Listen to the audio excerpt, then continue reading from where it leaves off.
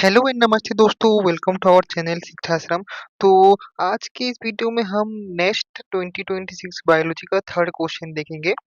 सो इसमें कहता है कि the fate of a cell in which pyruvate dehydrogenase is completely inhibited will be. So four options दिए हैं। तो क्वेश्चन में आगे बढ़ने से पहले हम जो है थोड़ा जो है इसका जो है कॉन्सेप्ट समझ लेते हैं, जिससे कि हमें जो है क्वेश्चन सॉल्व करने में इजी हो। ठीक है। तो सबसे पहले हम ये जानते हैं कि नॉर्मली सेल में क्या होता है। ठीक है।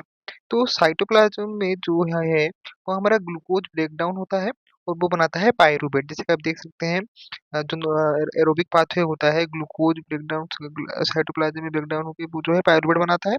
उसके बाद जो है पायरूवेट एंटर करता है हमारे माइटोकॉन्ड्रियल मैट्रिक्स में, और वहां पे वो पीडीएच यानी कि पायरूवेट डिहाइड्रोजिनेस एंजाइम इसे कन्वर्ट करता है एसिटाइल कोएंजाइम ए से। ठीक है। और उसके बाद वो एसिटाइल CoA जो है क्रेब्स साइकिल और ETS में जाकर वो लगभग 32 ATP प्रोड्यूस करता है। पर अकॉर्डिंग टू क्वेश्चन जो है वो पीडीएच जो है पायरूवेट डिहाइड्रोजिनेस है, वो जो है इनहिबिटेड हो चुका है, कम्प्लीटली इनहिबिटेड हो चुका है। ठीक है। तो पीडीएच कंप्लीट इनहिबिट हो जाए तब क्या होगा। ठीक है। सो एक्चुअली क्या होगा, जो पायरूवेट माइटोकॉन्ड्रिया के अंदर क्रेब्स साइकिल में तो वो नहीं जा पाएगा। एक्चुअली वो जब पीडीएच होता था तब वो जो है जो पायरूवेट डिहाइड्रोजिनेस माइटोकॉन्ड्रियल मैट्रिक्स में वो एसिटल को CoA में कन्वर्ट हो जाता था। पर अभी पीडीएच नहीं है तो वो तो आगे ये प्रोसेस, ये जो ये वाला प्रोसेस है वो तो हो ही नहीं पाएगा। ठीक है। सो और और इससे भी बड़ा प्रॉब्लम ये है कि एटीपी प्रोडक्शन जो होता था 32 एटीपी प्रोड्यूस होता था, वो भी प्रोड्यूस नहीं होगा। और इसके कारण क्या होगा कि जो ग्लाइकोलाइसिस का कंटिन्यूअसली जो प्रोसेस है वो ठीक से नहीं हो पाएगा। एक्चुअली क्या होता है कि ग्लाइकोलाइसिस को कंटिन्यूअसली चलाने के लिए जो NAD+ होता है उसका जरूरत होती है। ठीक है। सो अगर NADH से NAD+ वापस अगर नहीं बनेगा तो ग्लाइकोलाइसिस भी रुक जाएगा। इसीलिए जो है वो क्या करता है, वो एक अल्टरनेटिव पाथवे यूज करता है, एनारोबिक पाथवे यूज करता है, जिसमें कि जो सेल पायरूवेट है वो उसका लेक्टेट फर्मेंटेशन पाथवे में वो चला जाता है। ठीक है। तो जो पायरूवेट हमारा जो कन्वर्ट होता था पायरूवेट डिहाइड्रोजिनेस में माइटोकॉन्ड्रियल मैट्रिक्स में, वो जो है लेक्टेट में कन्वर्ट हो जाता है। ठीक है।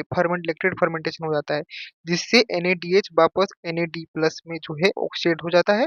उसके इसके वजह से ग्लाइकोलाइसिस चलती रहती है और सेल को 2 ATP पर ग्लूकोज मिल जाते हैं। ठीक है। इसके बारे में आपको मोर पढ़ना है तो आप जो है क्लास 11 का बायोमोलिकुल्स चैप्टर और cell the unit of life class 11 और सेलुलर रेस्पिरेशन चैप्टर आप पढ़ सकते हो। ग्लाइकोलाइसिस, लिंक रिएक्शन, फर्मेंटेशन, ये जो है आप पढ़ोगे तो इसके बारे में आपको डिटेल में आपको पता चल जाएगी। ठीक है।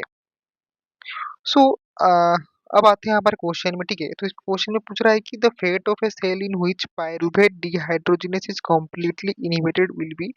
सो ये बोल रहा है कि पीडीएच जो है ब्लॉक होने से क्या क्या होता है। ठीक है। तो जैसा कि मैंने आपको कहा, अगर पीडीएच ब्लॉक हो जाता है तो पायरूवेट एसिटिल कोएंजाइम ए में कन्वर्ट नहीं हो सकता।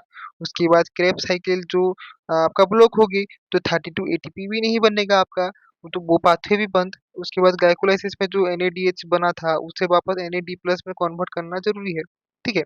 सो इसके लिए सेल लैक्टेट फर्मेंटेशन यूज करेगा, जैसे कि मैंने आपको पीछे कहा।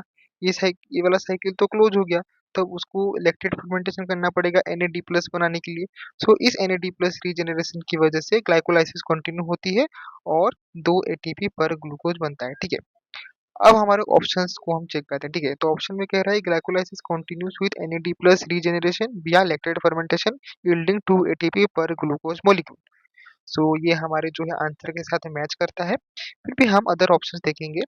अदर ऑप्शन कहता है कि pyruvate accumulates and enter the Krebs cycle via an alternative pathway yielding 32 ATP per glucose molecule। सो ये ऑप्शन तो गलत हो जाता है। अ, वो क्रेब्स साइकिल में एंटर कर ही नहीं पाता है क्योंकि पायरूवेट डिहाइड्रोजिनेस तो नहीं है।